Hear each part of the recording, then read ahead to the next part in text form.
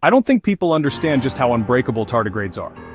They're so tough, NASA sent them to space and they survived.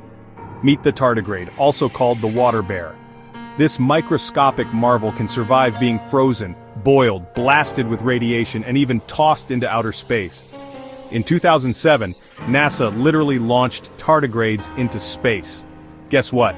They came back alive and kicking. These little creatures dry out, curl up and wait for better days, then bounce right back like tiny time travelers. If we ever travel to distant planets, we might learn a thing or two from the incredible tardigrade.